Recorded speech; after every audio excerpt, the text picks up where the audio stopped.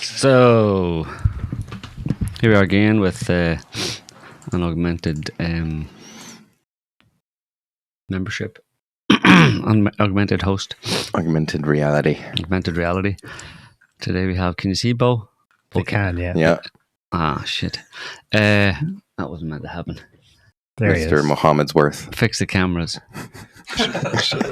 You struck the unicorn, Bo. Why is he on that? Close the audience. Why is he in the picture? Yeah. Adam was just talking about the gays there. You were? Well, there was the first Ever. Pride Parade. Yep. Near here. Was it the first ever? Yeah. Yeah. We're behind the times. Wow. We just happened to be driving through the town and taking the usual route, and then all of a sudden, nope, this bridge is closed because we have to have our Pride Parade. And Like 20 years after everywhere else. Yeah. Big float, lots of rainbows, yeah. You'd think they'd some children, Free will. the usual. that pride thing is just, it's a bit old at this point, isn't it? When's that end? The end of the month. No, I mean Oh, yeah. Pride Month. when does the whole thing end? Like, you know. Homosexuality. Yeah. Hopefully soon. We're trying to eradicate it. No, you are. No, yeah, it's just boring at this point. Like, I think any self-respecting homosexual person wouldn't take part in that nonsense. Really, it's like it's done. It's like a never-ending thing. In theory, the ideology behind it is that it can never end. It's kind of like reparations. Yeah. For historical Wrongs. wrongs. Yeah. You can keep milking it forever. You mean like a small little country over in the Middle East who said 3,000 years ago, God gave me this land? Yeah, that and black, like slavery in America and stuff like that. And, it's just like, you can. It's a victim ideology. Well, I mean, when you start out, okay, the gay thing is, put it back, whatever, 20, 30, probably 40 years at this point. It depends where you are. But when you start out putting stuff back decades and decades or even hundreds of years, but by definition, it's you can keep it going for hundreds of years, Yeah. It's already hundreds of years old, basically. You're already making a claim on events that happened many decades or hundreds of years ago. So by definition, it's a bit of a scam, really, isn't it? Yeah, it's bland. It's bland. It's psyopy. It was once interesting for everyone concerned because you had, say, a subsection of society with a genuine grievance, and what it was in the 80s, they were holding up posters about complaining about Anthony Fauci and the drugs, remdesivir drugs he was giving out, that was causing, the opposite of what they were holding up, a cure for AIDS, or at least something that would mitigate the effects if you were actually going in terminal decline from it. It had a completely opposite effect, and that's what sparked a lot. They basically not gay pride, but certainly gay protest movement in the 80s, and it flipped overnight. Almost overnight. You can guess as to why. Thereafter, it becomes a slappy happy pride in your sexuality. Let's not ever talk about all these negative side effects and never mention Anthony Fauci wasn't heard about then until 2019. So, yeah, well, just to live with it, I suppose. But I think it doesn't really represent the vast majority of homosexual people. I think so, and it's just a victimhood thing. That's the fundamental problem with all of these things that we're just talking about. Israel, Black Lives Matter, gay pride. It's all fundamentally based in a victim mentality, and self-indulgence, which is everybody, most people these days, in some way or another. Self-indulgence, me. No, but it's not. I mean, it's victimhood mentality. You know what I mean? Obviously, victimhood is self-indulgent, right? Claiming you're a victim is self-indulgent. But that's why it's a problem. I mean, it's just it's a classic kind of wrong or bad idea, basically, to run around claiming that you're a victim or internalize the idea that you're a victim, because then, somebody else is always the victim, always the aggressor. There has to be an aggressor, right? And you have to be always railing against it. And it's just very self-focused. Yeah, it sees yourself. You pitch yourself as being a victim, and therefore you're absolutely entitled to this, that, the other. Entitled to things that you're not really entitled to. So it's just a bad idea. Yeah, that's the problem. And it's the same with the Israelis. Basically, if you look at all the things that are based in victimhood, they're all fundamentally bad, wrong, and don't make anything better. Yeah, they make everything worse. Yeah, the cure is worse. The cure is always worse. Yeah. So what about that? How about them Knicks? About them? Yeah. Why they wrecking Times Square? Who's wrecking Times Square? Knicks fans burning buses and shit. Oh, that's what we do in America when knocking things over. Wins a major championship. Yeah, you wreck the place. Yeah. Well, there's a little alcohol, a little fire, a little Little you know, fire. Little party. a little partying. I see. You know, But when it happens in Paris, because the local football team won the European Championship in soccer, then all over X, the Americans are like, "Oh my God, look at the swarms of migrants! Paris is overrun." No, it's a sports team, but none of them mention that. you know, I didn't mention that. I did not have any problem with the French doing it, just because we do it too. So you can't be, you know, double standards about it. Right? Exactly. You know. Okay. So it's a little party riot. Yeah, I mean, it depends on where it's at. You know, I've been in a city where we won a championship in a major sports league, and we didn't do that. But you know, where if you're in New York City, if you're in Chicago, if you're in LA, Dallas, you're probably going to get that. Right. Get a lot of people who drink too much and whatnot. Yeah, let's go break some shit. Yeah, happens everywhere. It seems to be a sports fan type of thing, depending on the country, though. Not every country, not every group of sports fans do that, but it seems to be a thing. Particularly in the West, it seems. Tend to wreck the place afterwards. Or try to wreck the place. Some of them anyway do. Obviously, you're talking about a minority of fans as well, so. But it gets, it's good clickbait for the news and all that kind of stuff, but it's just a sign of, I don't know. It's not something new, obviously. I think that's always been the case, right? Yeah, I mean, even in Europe, like you get these or football stadiums, I should say, where like they're practically starting the place on fire, and these are just regular games. Setting the stadium on with fire? Fireworks and don't set it on fire. No, those are just the flares and all that kind of stuff. Yeah, that's normal. It's been going on for ages. I mean, it's the stuff afterwards we're setting fire to and not breaking public on the streets and whatnot. Yeah, that kind of stuff. Yeah, can't say, but it's been always been the case. You know, it's probably just getting a bit worse. But it's kind of weird the way that kind of stuff. It's hard to fit in because you can look at the world today, and you know, a lot of people probably, if you ask a lot of people today, is the world kind of worse than it was 20 years ago, or something? They'd probably agree that it's just generally it's not looking good. You know, there's all sorts of bad stuff happening. And when stuff like this happens, like when there's a football game or some kind of championship or whatever, and somebody wins, and then the fans go and burn something,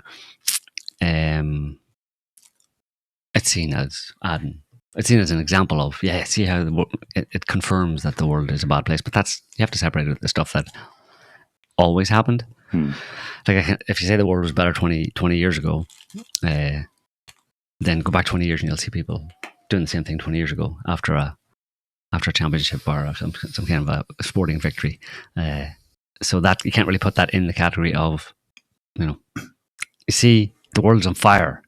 No, I don't. I wouldn't put that in that category myself either. I think there's other examples you can give where things are so much worse now than they were in the 90s or something. Well, stabby things have seemed to have stabbings and shootings, particularly. If you go back 20 plus years, like pre 9/11,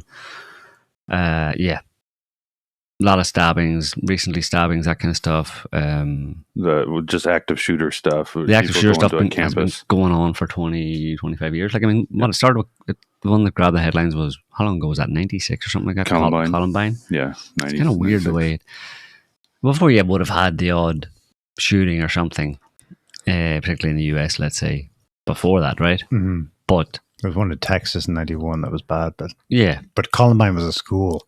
Exactly. And in terms of like that type of shooting, mass shooting at schools or wherever of innocent people, it just has all happened really over the past 25 years, let's say, and that's kind of strange, you know.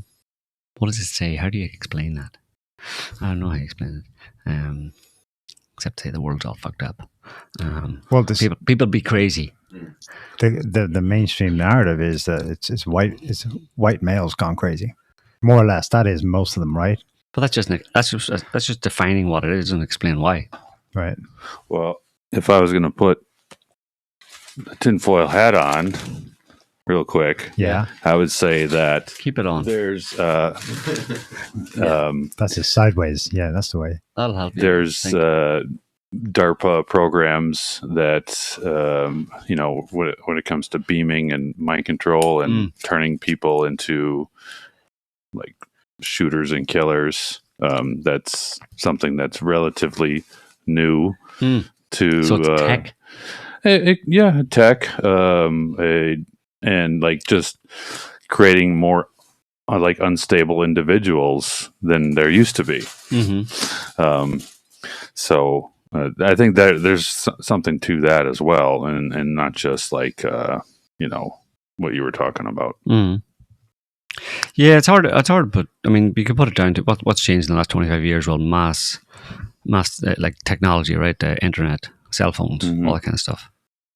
It coincides with that, so you can put that in as a data point, basically. That if you attribute that to it in one way or another, but there's probably multiple different reasons, that have caused that to happen. The way people live today, the values, I mean, around 2000, late 1990s, early 2000, you had basically another data point. You had a big falling away from, in a lot of places, from religion. Basically, you had the whole Catholic Church sex abuse scandal and all that kind of stuff that, in a lot of Catholic countries in particular, particularly Western Catholic countries, maybe, you had people just walking away from the church, giving up religion, you know what I mean? Is that a factor? Yeah, I think it is. That kids aren't brought up as they were before that. Most of them in those countries would have been brought up with, well, they wanted to or not, they were going to mass, they're going to church. Discipline, for better or worse. Yeah, some discipline. It was a way for them to find an identity. An identity was through church, right, and traditional kind of values, community values. Yeah, we've lost that, right. And that's been replaced by the stuff that people then find those kind of identities online, right? Younger kids, or with their sexuality, right? So look, people, and you could even put that the whole kind of gay thing and the transgender thing down to younger kids bereft or left without those traditional sources of identity, let's say from community and religion or whatever in their local communities and countries, and then with the internet being available for them to turn around and go and find something online and find other kids who, and of course there's probably a bunch of CIA types lurking around on message boards and stuff, putting bad ideas. But again, that gets into kind of like a weird kind of conspiracy where, I think you mentioned earlier on there was a post or a story. It gets into the idea of some evildoers in positions of power effectively trying to stop or trying to not stop, but trying to kind of screw up society, basically. What was the one you sent was what was that website? Zero Hedge. Yeah. Oh yeah, that was the immigration being created to cause chaos and destruction of Western society. Right, which is kind of interesting because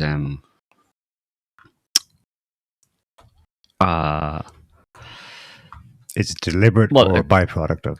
Well, yeah, it suggests. I mean, this was Liz Truss, former short-lived British Prime Minister.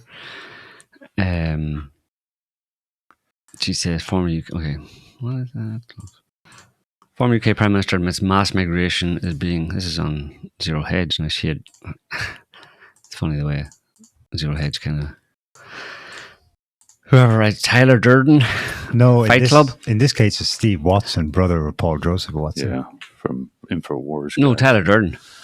Oh yeah. Yeah, he's the one who writes on Zero Hedge mostly, right? Usually, but I think I saw his name. If you look, top. Prime Minister admits Tyler Durden. So, former UK Prime Minister admits mass migration is being weaponized. Not that she says it, but she admits it. It's interesting use of. I mean, when you put that word "admit" in there rather than "say," it's making her in a certain sense, or her and the political types that she associates or associated with, as all confessing that this is the case. Whereas I think in this case she's just basically saying that that's her opinion. So it just basically talks about the stabbings that have been going on in the UK recently, and down toward the bottom there is when you get to the meat of it, right down to the very bottom actually. In a widely shared commentary, Truss argued that recent violent attacks reveal an establishment corrupted by DEI priorities that place ideology above equal treatment under the law. She stated that the response to public concern is a suppression of information. She described how left-wing politicians actively encourage immigration to undermine the basis of society and Western civilization. Does she say that? I didn't actually listen to what she said. I don't know if she's saying that explicitly. It seems more likely that she's saying that talking about corrupted by DEI and ideology over equal treatment under the law. But then you could say, well, why are they doing that? There's two explanations, right? One is that the whole immigration business is for economic reasons, which it's not. Well, it could be. It could well be, because otherwise you're into tinfoil hat territory, which is that as he ascribes to her here that the chaos is the goal. Encourage immigration to undermine the basis of society and Western civilization.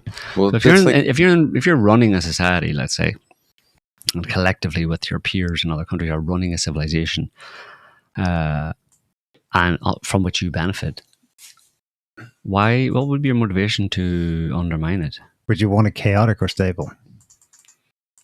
Do you want people rising up and storming down kicking down your doors and trying to burn government offices and stuff like that, or do you want everybody placated and quiet and obedient?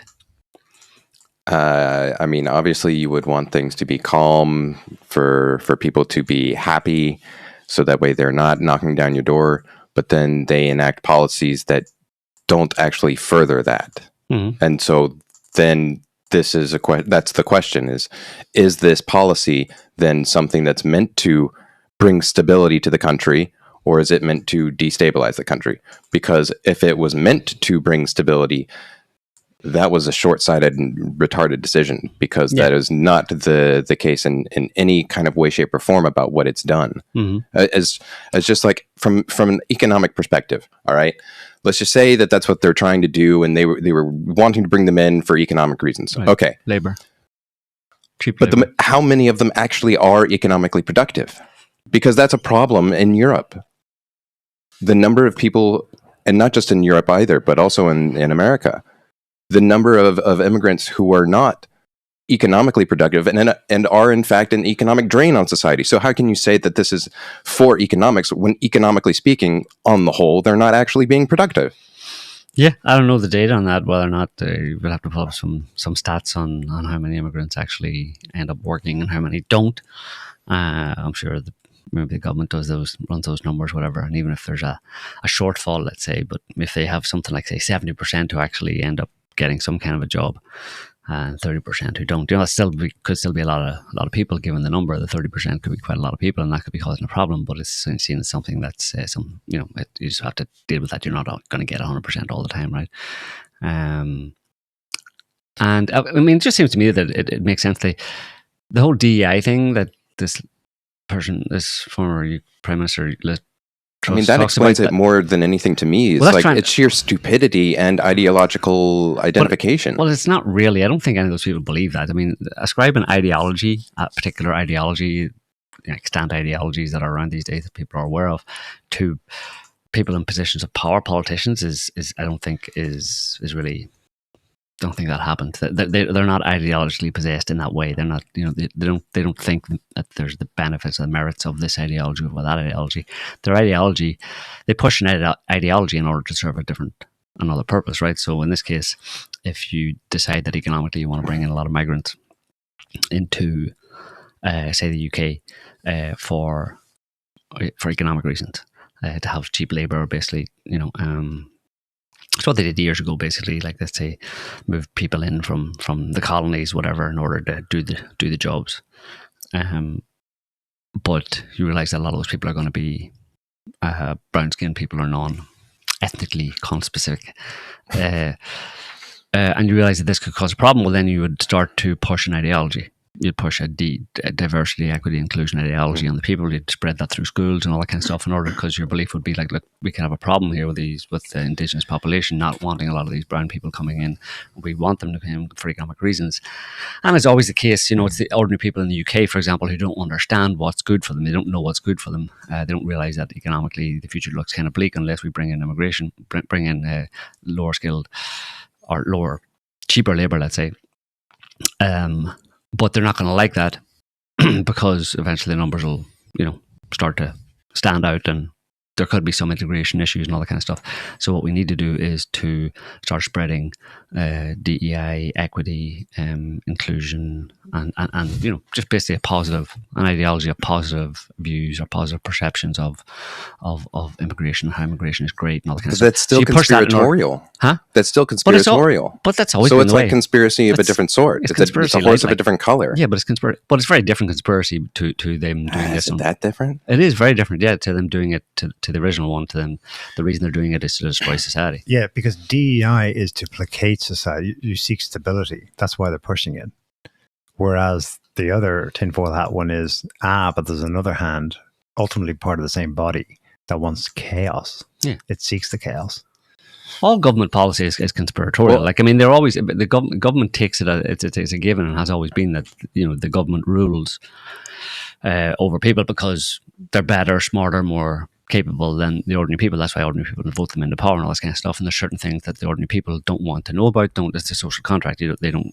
The big questions, the big issues, the ordinary people shouldn't have to deal with those. That's why we elect government officials to deal with those issues. So it's implicit even in that social contract that there's certain things that the ordinary people can't really understand, can't really grasp, and you can't have a cohesion. You can't get all of them to agree, you can't bring them into the decision making process, because that's breaking the social contract. The social contract is you make the decisions, not us. You deal with the hard issues. You work out all this complicated stuff on a bigger scale, and we just get on with our normal lives, because that's all we can do. That's all we want to do. So you do the complicated stuff. We vote for you to do that, and you do that. So that implies, and implicitly within that is the idea that the government would be working out how to implement certain things that they, in their wisdom, know is good for the country, but that the ordinary people can't really grasp, or don't want to grasp, or probably a lot of them can't grasp.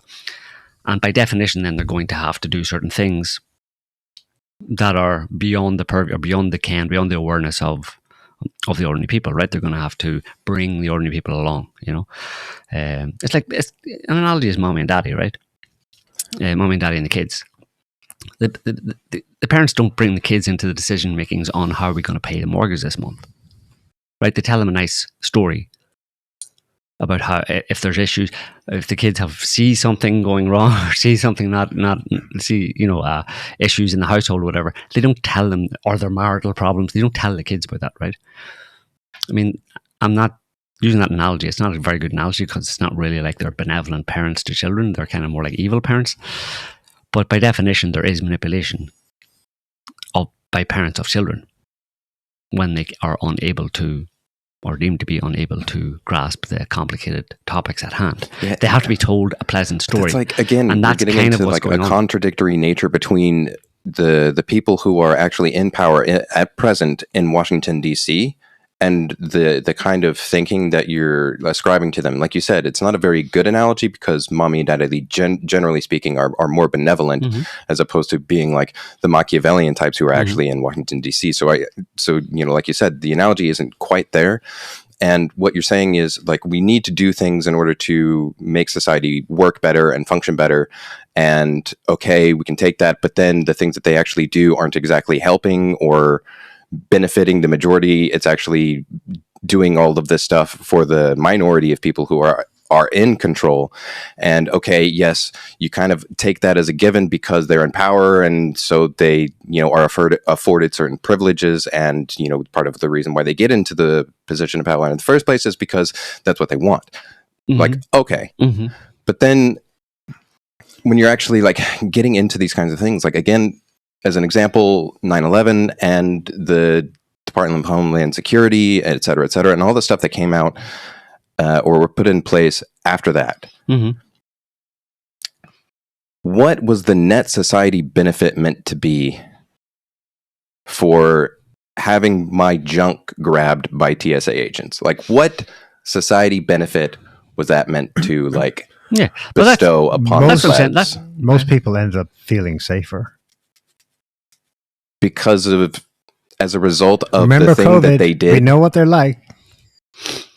Yeah. But like they manufactured the thing in the first place. I know. Like, Well, they manufactured the threat. so Yeah. They people are manufactured the threat. afraid Right, of okay. the virus, Cause and effect. but they're the reason why there was the virus in the first place. It's the same thing with 9/11. Yeah. People needed to feel calm after 9/11, but they were the ones who actually did it. So it's like you can't tell me that they're doing this because people want security, while at the same time, like they're the ones who are provoking people wanting that security. Yeah.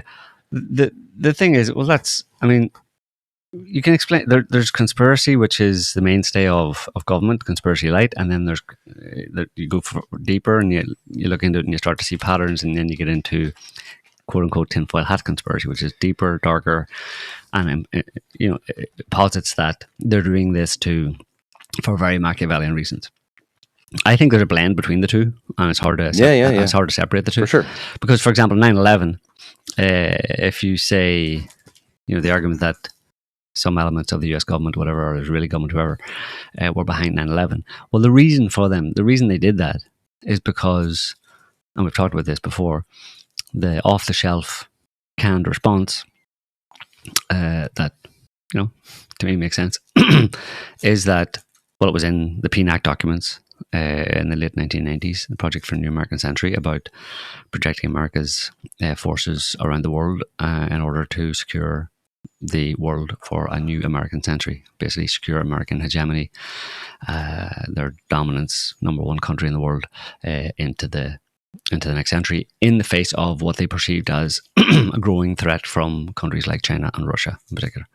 And so 9/11 had to be contrived because they wrote in one of the PNAC documents that they wouldn't really be able to get away with, wouldn't get public support or even overt political support, let's say, for projecting American power into the Middle East in particular, in the new around the turn of the century, absent or without some galvanizing, like a new Pearl Harbor type event. And then they got a new Pearl Harbor type event.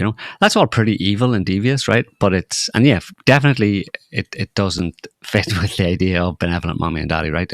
They're not very nice people, but they would still have a rationale for it in the sense that, and again, it would be, look, these people don't know, they don't like war, they don't like the American people, generally speaking, don't want us to go to war, don't want us to send their sons and daughters to war, whatever, but they don't understand the realities that we don't send their sons and daughters to war.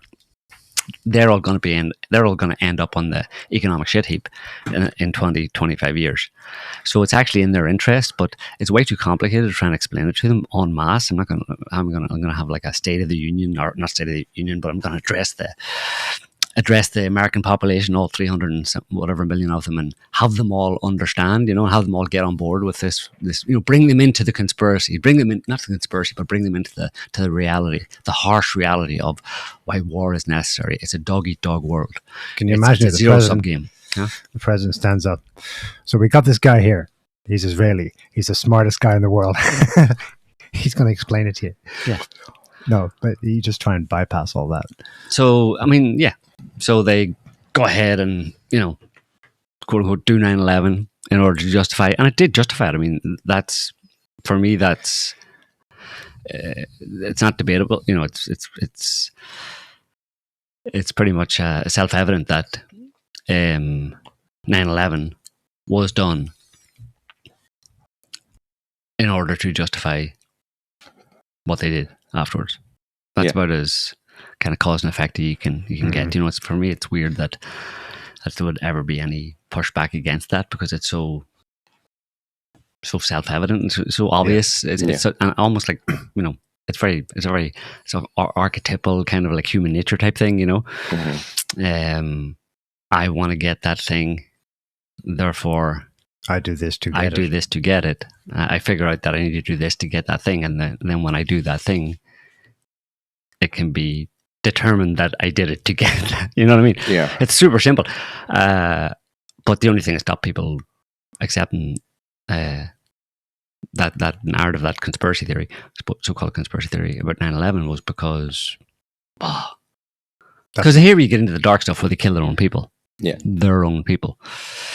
And that's what is a block to a lot of people, that they would do that type thing. But and that's where again I come to like questioning the motivations, like you say, part of this rationale is that it benefits the people, because otherwise, if we don't do this, then the American economy will not remain the top dog. Mm-hmm. But the thing is that this was long enough ago Mm-hmm. that it need not have gone down that way. There's multiple avenues that you can take in order to avert that kind of a crisis. One of which is doing what they did, and then there's other versions and other ways that don't involve killing your own people. But the thing is that when you explain it as the rationale being that it's for the people, it's for you guys, it's for the little guys. You voted me in so that I could do the hard thinking for you. Mm-hmm. But like, who's actually benefiting really from all of that? Like, there's some trickle down economics, yeah. But realistically, like, the majority of the benefit is not the American people. No, and so it's like, I'm fine with the rationale being, it's to benefit America, so long as the stipulation, there's like a qualifier there where it's like, you get a little bit of a benefit, so you're going to be a little bit happy with that, or happier than if it not. Yeah. But like, I'm doing this for my own motivation. Well, the American economy has always been about trickle down economics. Like you deal with the top level stuff, you make sure that all the big corporations and government itself as a kind of corporation has full employment, have full access, let's say, to all the resources they need. And once you've done that, then all the unwashed below that, trickle down, basically they'll all eventually benefit. It's not like you can't basically empower the people basically and expect it to go back up the ways, you know what I mean? Maybe you can actually, but I think that would be a different society. That's not how society works. That's not how capitalism works, right? Capitalism is like today anyways, the big corporations, they need access to as many resources as possible. And in the case of America and other countries, but particularly America, to bolster your point a bit, it's the government and the military that provide access to a large extent to those resources by using their military and when you look at like power. the pension system within America, you have the 401k system, which is locked in with Wall Street, and Wall Street obviously dominated by these major corporations. So it's really in the benefit of the people for these major corporations to be doing well, because that's what people's retirements are actually put into. Mm-hmm. And so, you can make the argument, I think that's a better argument to make from that perspective, is that we're doing this for these companies because it actually does benefit the ordinary people, who the majority of whom have their retirement funds set up in these major corporations. Going back to Richard Werner's thing, his version or his policy recommendation of having, because that's kind of like a bifurcation where you have putting all the money into the major corporations, whereas Werner is like, well, if you want actually more growth, more economic stimulus, you actually empower smaller businesses as opposed to the major corporations. Mm-hmm. So that's where I'm talking about. There are other potential options, but the option that they took was the one that benefited the smaller group of people more so than for sure, because that's about control. And ultimately, politicians are about control, and it becomes self-interested. Yes. Of course, like people, there's the idea that people who want to be politicians shouldn't be allowed to be politicians. If you want to find your politician, get everybody in a room who might be eligible, and ask everybody who wants to be a politician, who wants to be in government, whatever, to put up their hand. And all those people who put up their hand, they immediately get kicked out of the room. Yeah. They're not allowed to be in government. It is corruption and self-interest, and obviously, for sure. I mean, empowering small businesses would be a much better way to go, but they don't do that, because then there's a lot more independence among small businesses, and that's my thing. Independent, and it's giving power to the people in a certain sense. Whereas if you give power to the big corporations, then it's much more easily control them, because it's usually one or two people at the top of a big corporation that pays the salaries of sometimes millions of people, and controls all of that revenue basically. So it's much easier to deal with big corporations than it is with many millions of small businesses. All who could, who are all relatively independent. They're ordinary people. They're not having been inducted into the society of fucking Bohemian Grove or something like that. They haven't been put in a coffin and had their arches spanked with wooden paddle yet. So that says Satan with studs. Yeah, you know. So yeah, that's all I was trying to get at, was like the main factor, really, essentially, when you really drill it home, is control. Yeah.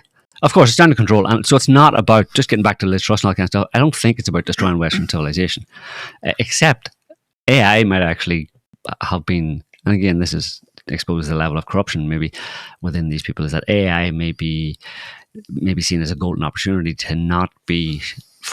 Maybe seen as a golden opportunity by these captains of industry and members of the government and stuff, to a golden opportunity to not be shackled by the ordinary people, basically. You know what I mean? Because of course corporations have to do well by their employees. You know, the government as a corporation has to do well by the people in the country. It has to keep them all in jobs, has to keep money flowing, because if they all fall into abject poverty, or if they can't pay their wages, can't keep a house, whatever, you know, it could all fall apart very quickly. And people are the structure by which society is supported and empowered, and it's what empowers corporations. There would be no corporations without people, the ordinary people, the ordinary workers. There would be no government without all the low-level government workers.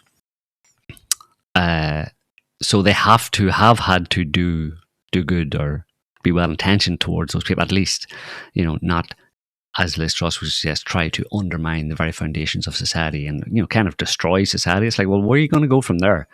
Does that mean destroying the whole thing, lock, stock, and barrel? Like, no more corporations, no more government or something? No, at least in the. It doesn't seem. It doesn't. It's not even that. It's not even rational. It wouldn't work. You know, it's not gonna. You can't just destroy society. You know, but people talk in those terms because it clothes, in a certain sense, or gives voice to maybe a feeling they have, more so that, you know, these people are super evil and therefore they must be doing these super evil things. But yeah, AI maybe is, they're super excited about AI because that way we can just do away with all these people. Like, you know, we can run society effectively. We can have society running, but with very much less reliance or input on. I just use my robot janitor and my robot chef to cook my meals and clean my yacht, and I can travel to the remote locations that are now no longer filled with the plebs. Islands off Albania. Well, no, I'll still stay in the city, and we'll organize. We'll have our machine gun toting robot dogs, you know, big dogs, to go around and keep the peace and stuff. Who knows? Yeah. So it's, you know, but it's interesting to kind of like try and separate those two. Conspiracy, the common or garden conspiracy that is a mainstay of politics and government. It's almost a feature. It is a feature of politics, and then the deeper Machiavellian. You know, they're out to get us. I find it really hard to be attached. Sometimes I do when I get worked up, right? But there are some ideas, even if they're not established facts, that really make you think. So in this debate, like, would Liz Truss herself or an activist type online be so involved in trying to come up with ideas and push policies to fix obvious wrongs I can see, if they knew, for example, that Britain's population, hypothetically, is actually 90 million people. So officially it's 67 million people. There's sound research that suggests it's as high as 90. And there I go, okay, if it was something like that, by the way, it's based on mobile phone data. The number of mobile phones that are active is based on sewage output, is based on food production. It's hard to tell because the country exports a lot of it. Based on how many spices are in the sewage. How much curry is in the sewage. But it's not bad research. It's been applied to China as well to show that actually China's number is much lower. Anyway, so in the UK's case, the theory is it's almost a third. It's like a quarter higher than anyone knows. So there I'm wondering, my question is, does the government, official or Machiavellian, but in its mind actually trying to do best for the country long term, do any of them even know that? Are they so omnipotent that they know that but they keep it to themselves, or do they have no clue? I don't know one way or the other. I'm open to both. If they have themselves no clue, well, At that point, you just put your hands back and you sit back. How can I get so involved and activist? I'm going to fix the wrongs. You're going to have an argument with someone who's arguing back with you with their set of facts, and you both have the wrong set of facts. Yeah. You both don't know. And that's a problem that I have with people who still take elections seriously. People who still take any election result at face value anymore. I don't understand how people can just accept numbers of any election these days and use that as like a benchmark or a heuristic or whatever. Yeah. But this tells us the society is going this direction, does it? But because they have no choice. The implications of believing otherwise are pretty stark, like for the average person. Yeah, yeah. Do you know what I mean? It leads you down a kind of rabbit hole. If you assume that, as you do, maybe that all elections can be rigged, well, then there's no longer any power to the people. We have an unelected kind of breakaway, let's say, group of a political class who do this, who have decided that they're no longer interested in having the people elect them. They're basically a self-electing, let's say. It's a clique, and that obviously posits that that they probably wouldn't be well intentioned towards you, because anybody who would not want to give people free and fair elections to vote people in, then they're obviously probably up to no good, right? Yeah. And it just happened in Albania. Yeah, but it also suggests that you can't do anything about it. It puts responsibility on the person. If a person believes that there's no longer free elections, they kind of would have to be, they're duty bound or almost conscience bound or whatever to get out and do something about, protest about it or something. Most people don't want to get out and protest, so they prefer to believe the comfortable lie, and that's what governments give them all the time, is the comfortable lie, right? But it's so in your face, like as Albania being the most recent example, where they put the opposition party under house arrest. They tried to block them from actually being on the ballot. Armenia, sorry. And Romania before that.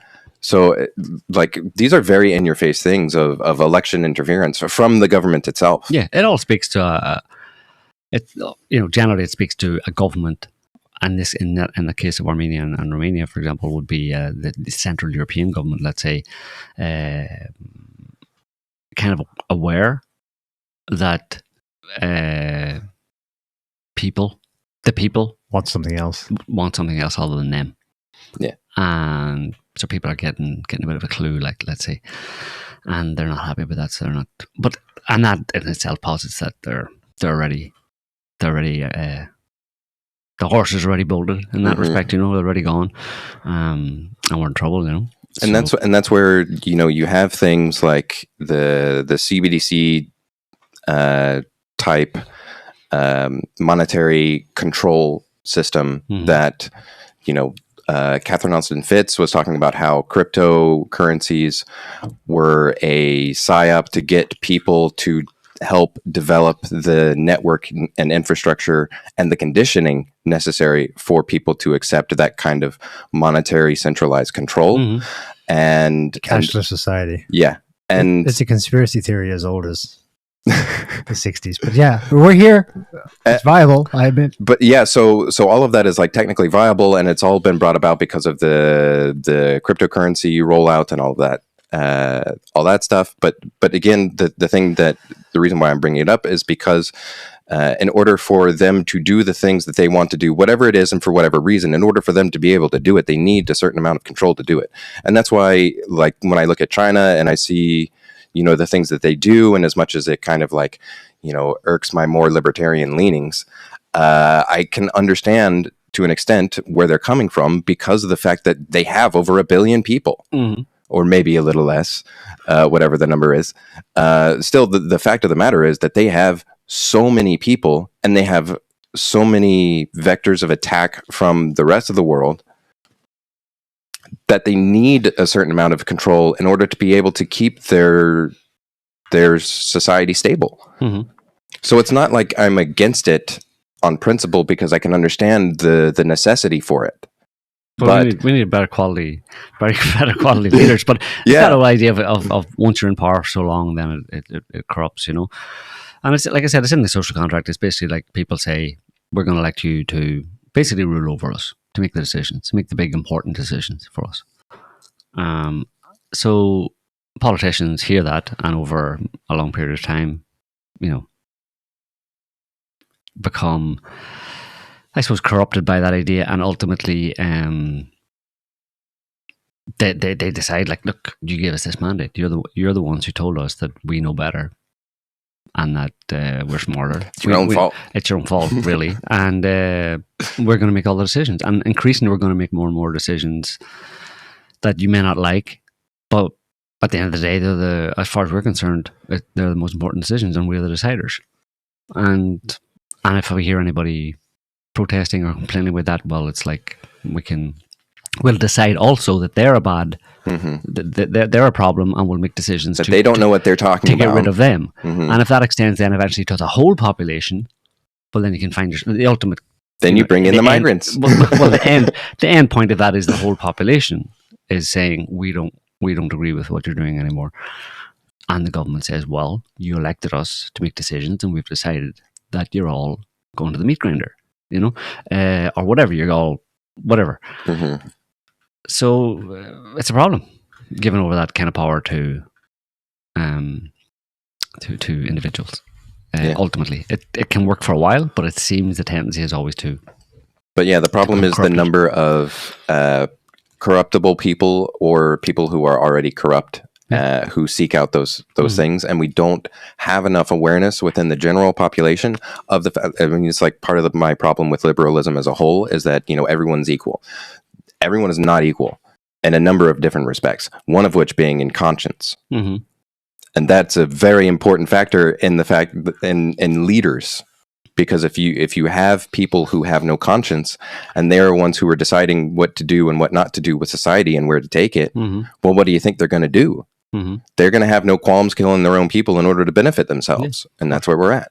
Yeah, I'm doing this for your own good. Yeah, yeah. It's a cliche almost. You know what I mean? I mean, that kind of thing is seen, like in the few. We can see it in dysfunctional families and all that kind of stuff, in extreme cases or whatever, where. Some guy, there's been cases like that where some guy kept his family, in the basement, basically chained and all that kind of stuff. You know what I mean? And I'm doing this for your own good because you're no good on your own. There's all sorts of rationalizations in the human mind and in the corrupt human mind like that, that can lead to that kind of situation. I always see like parallels of what's going on a broad scale in the lives of ordinary human beings. Yeah. You know what I mean? I mean, I'm not saying they're normal human beings, but they're an element of humanity type thing. There's a spectrum type thing, and I can always see analogies. That's why I drew the analogy of mommy and daddy. Like, that's one example. There's many other types of analogies you can draw, and you can see how what's happening on the writ large across the globe happens and has happened throughout history in individual cases or family cases. The same emotional or psychological dynamic plays out, and it's just playing out on a broad scale. And it's playing out on a global scale with, all of the corrupt elite as mommy and daddy, and the entire 8 billion, whatever it is, population as the kids. It's a very big family. Anyway. Yeah. And everybody has to grow up. Kids have to grow up. Yeah. And there's maybe some hope in the fact that kids grow up, right? Yeah. Well, that's kind of like the hopeful aspect of the whole thing is like the more that they push for the control, the more they have to be overt about it because of the nature of them trying to get people to do what they're not inclined to do normally. So they have to coax them into it. They have to hoodwink them into it. But the more they do that, the more people catch on, which means the more they have to be overt about it, which then just at least all barefaced totalitarianism, where it's just like you start bludgeoning people, beating people down in the streets type thing. It's no longer manipulation isn't working anymore. The only manipulation left for us is the manipulation of the baton around your head. Yeah, and then it's game over because everybody knows there's no more sleight of hand. There's no more, I wonder if they're really well intentioned and stuff. Well, only the most delusional would be able to say that that person who's beating me over the head with a stick is doing it for my own benefit. But then you get into the USSR type problem where in the later stages, like everybody knew. Yeah. Like no one. But then it collapses because of that. Yeah. It's no longer tenable because there's no longer any support from the ordinary people in terms of there's no longer any belief, at least in the leaders and in the whole system. There's no longer any ideological commitment to it, But if they have enough data centers, and data centers will robots- make it all better. Will make it workable. We can do it with data centers because AI will be able to convince everybody that we're doing it for your own good. Because people believe Grok, right? Yeah. Grok is true. They may not believe us anymore, but they'll believe Grok. Grok, is it true that my government is totalitarian? No, that's not true. It's the most benevolent government that's ever existed. in the history of everything. CNN reports recently claimed that this is not actually true. Yeah. Thanks, Grok. And here's 10 of the sources: Wikipedia, BBC, New York Times. Grok, is it true that my president is a psychopath? No. A recent statement by your president said he was not a psychopath. Therefore, he's not a psychopath. Thanks, Grok. Thanks, Grok. I'm so much happier now. Yeah. So what's going on elsewhere, or actually in the world? What day? 14th of June. Today was Trump's birthday. Trump's birthday. Happy birthday, Mr. President. Make America great again. Is that why you wanted to sign a deal today? Of course. Yeah. Absolutely, of course. Of course he did. 100% on my birthday. And Iranians are like, dude, it's not fucking, we're not signing anything. Even if we could sign something today, we wouldn't do it today because it's your birthday. Are you think we're stupid?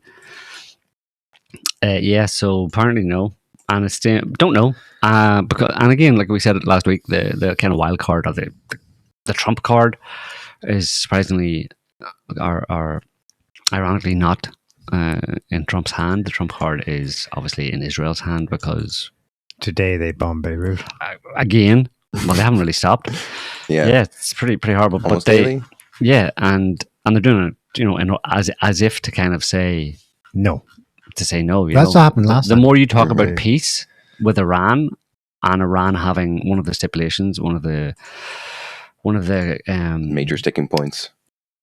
in the memorandum, one of the criteria that they have in one of their list of demands basically is that Israel would stop bombing Lebanon.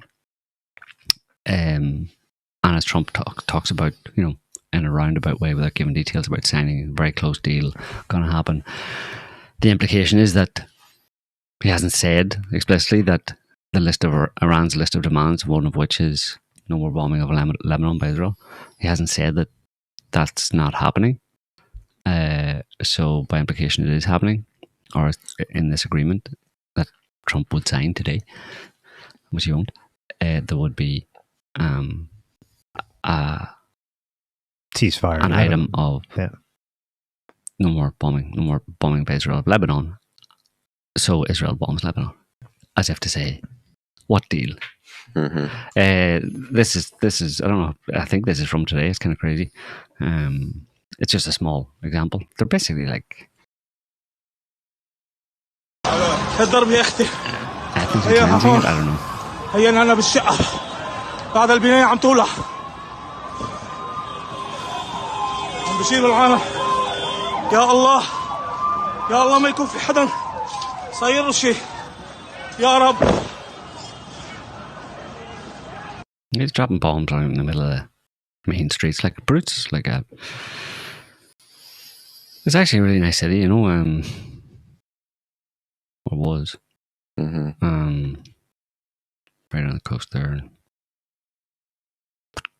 That's the language Israel speaks. Yeah. So Iran's not demands, they've made them, they haven't changed. We've talked about them for 3-4 weeks now. Like, reopen the Strait of Hormuz immediately. US lifts naval blockade. US unfreezes $25 billion in assets. Washington commits to no new sanctions until a final agreement is reached.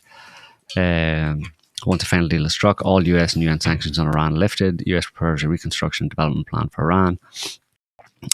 And Iran agrees it will neither produce nor acquire nuclear weapons. yes, Iran said, like they said before, like that's been the case all along. Iran keeps its enriched uranium on its own soil and dilutes it domestically. That's all. That part is Iran freezes its nuclear program.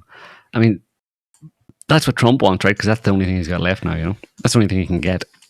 Isn't It's that all been a dictated. change from what No. he originally said, where they had to get rid of any enriched uranium? Well, it was get rid of it. They said they were going to ship it to America. Yeah. The dust was coming here. It's Yeah. going to be snorted in the White House.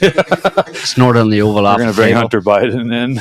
Yeah, they're all going to snort. And then it was, well, either there or here, and then either there with the Iranians or us, and we'll do it together.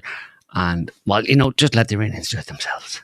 Mhm. And the Iranians are like, we'll do that. And I don't know if it We're gonna changed, do but, that. Let me see my diary. Next Tuesday at the 4:30. Iranian foreign minister Arakchi Yeah. said that the Strait of Hormuz is not going to be the way it was before Yeah. the war started. Yeah. That Iran and Oman are going to create new conditions for passage through the Strait of Hormuz. Yeah, because there's no international water between them. It's basically the Strait of Hormuz encompasses both Iran and Oman's Yeah. exclusion zone, basically. The understanding of each side of what it means is very different. But I think after 8 weeks, this week was a little different in that the Iranians officially responded positively. Mhm. That was the new thing that happened midweek. At first, I was going, "Oh God, here we go again," because Trump has tackled big time on Thursday. But it was unusual that it was followed up with Aragchi saying, "Yeah, it is indeed pretty close. Yeah, Mhm. very Yeah, good. yeah. We're making progress." Finally. Pakistan supported that too, Mhm. and then even Morandi, the Iranian professor who's speaking to everyone in the West about it, he also was on board with, "Yeah, it does look possible now." So it gave some meat for the first time to Mhm. Trump saying quietly in the Oval Office that, yeah, it's going to be signed in one of these days, possibly in Europe. I was like, what? What he meant was they're not going to meet. It would be an electronic signature or something. Mhm. And there'd be a ceremony in Europe because next week, Trump and the boys are going for the G7 in France. This week, no? This coming week, yeah. Yeah, Starting tomorrow, yeah. yeah. But the whole thing is, it's great. It's wild, I think, just how. It feels like when you read a Trump's Truth Social post, or say he's being interviewed by somebody. Like, I thought about how it seems like more or less he's just like talking to himself and affirming what he thinks, like in a mirror, like, we are winning. Yes, you're doing very good, Mr. Trump. Like, he's talking to himself. He's giving himself a pep talk.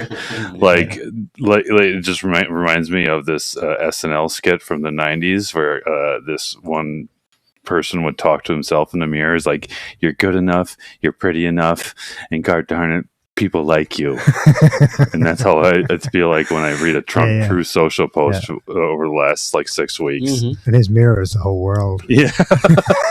Well, he does it so publicly. Oh, he needs pep talks when he's when he doesn't have all the cards. Yeah. He's got to cheer himself up. Yeah.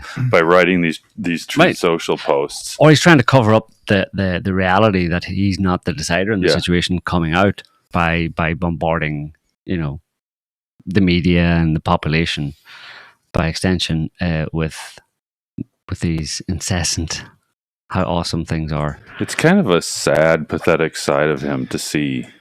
It's like, especially as an American, it's like, come on, man. If you're wrong, you're wrong. Just say it. Nut up. No. You can't do that, No. and you can't be diplomatic either. Who does that? It's just not. It's not not the in his American way. nature. Well, the I mean, American I don't know. Why it could be in the American way, sure. Well, they never like to admit defeat of anything. Well, the politicians don't. We ever lost. Huh? Well, there you go. I rest my case, Your Honor. But what's wild is to think that this was all just a big kind of ruse, and that's why Trump's trying to get out of it right now. I mean, it's almost like he got on board with it to think because he was sold on the economic benefits of the whole Iran escapade thing by the Israelis or whoever, whereas they had their own agenda to kind of clean up the Middle East and make it safe for Israel. Whereas Trump was like, well, there's a win-win here. They can do a little bit of that, but we'll basically corner the oil market or something. Because, this was a few days ago. It was in Reuters, just kind of underlining the point. Once an Arab oil embargo victim, the US becomes the world's top oil exporter, and that's a direct result of the last 3 or 4 months. So it's hard not to conclude that that's actually what, especially from Trump's perspective, That's his win. well, that's what he was doing it for. That was the main reason. Yeah. All the rest was all just fluff and window dressing and nuclear and nuclear this and nuclear does that and can't have a nuclear weapon and all that kind of stuff. It was all just justification, because again, you need a rationale. You know what I mean? They wanted to go into the Middle East or expand America's military presence around the world at the beginning of the 21st century in order to push back, or to shore up America's defenses and push back against the rising Russia and China. So that's what they wanted to do. So they needed a reason for it, and they didn't have one. So they made one.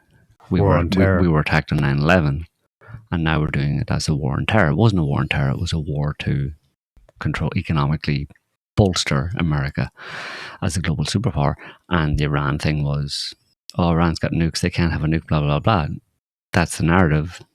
The rationale, the real reason is, again, it's a continuation of that thing that began 25 years ago. It's to prop up America economically.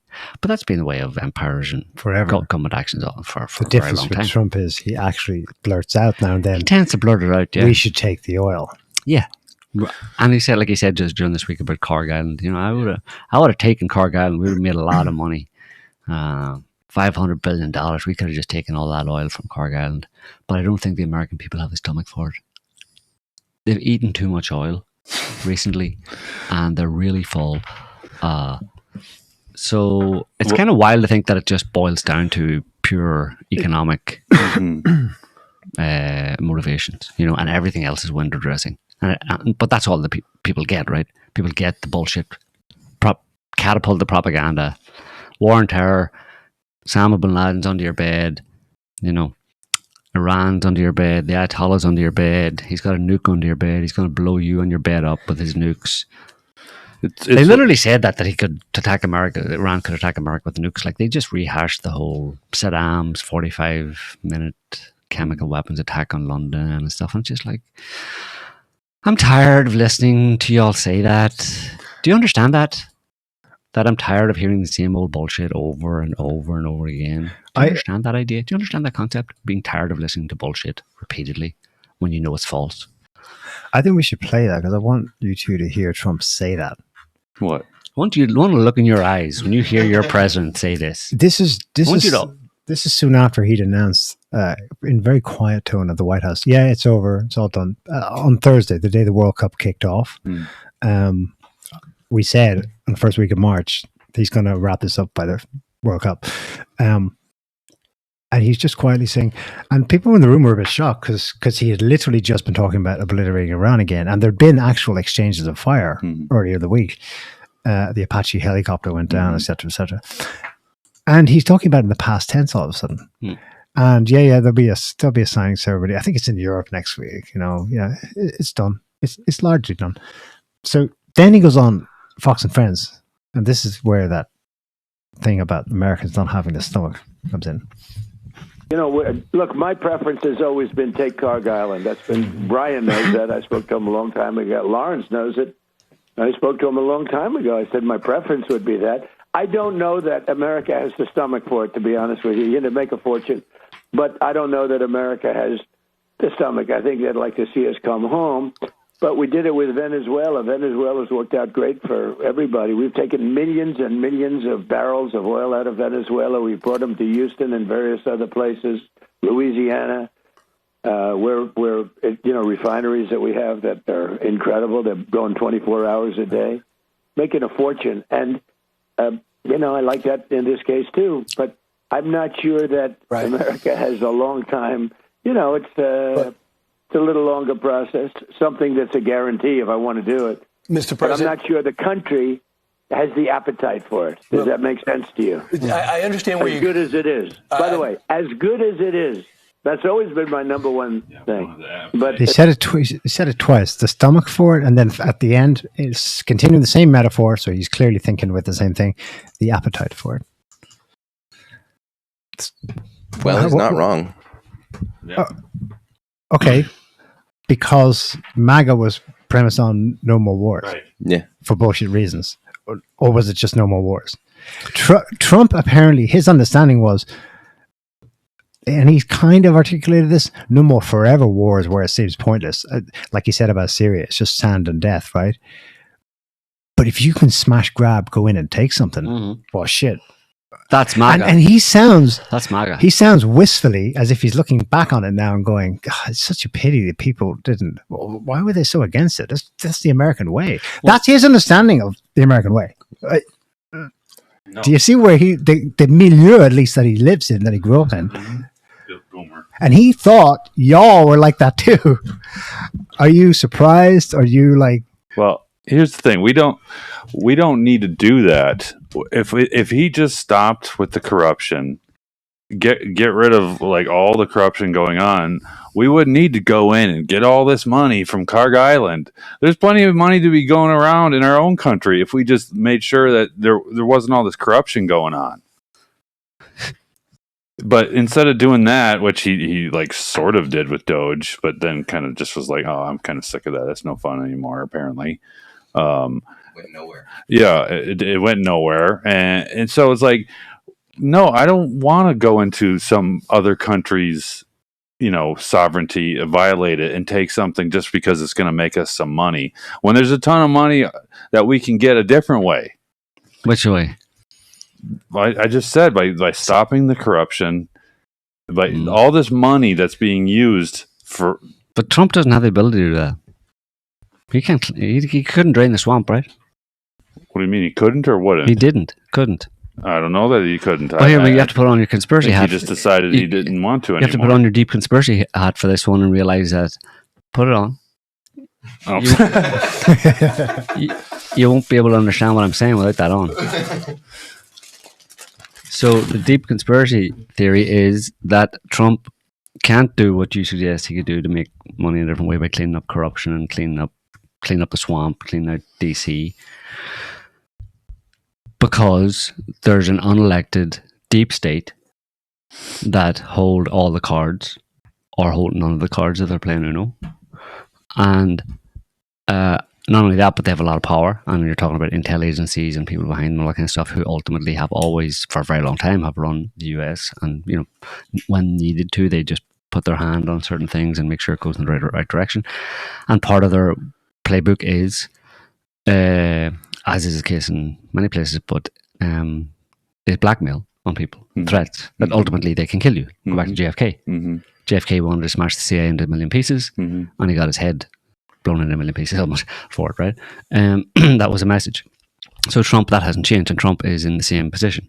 So there's only so much he can do. So he's just trying to do the best he can in those conditions, which is that he's not the decider, he doesn't hold all the cards, and he can only do what he's allowed to do ultimately. So again, you can take that off now. That's a deep conspiracy theory that attempts to explain why, and you do need to go to these deep conspiracies, keep it on.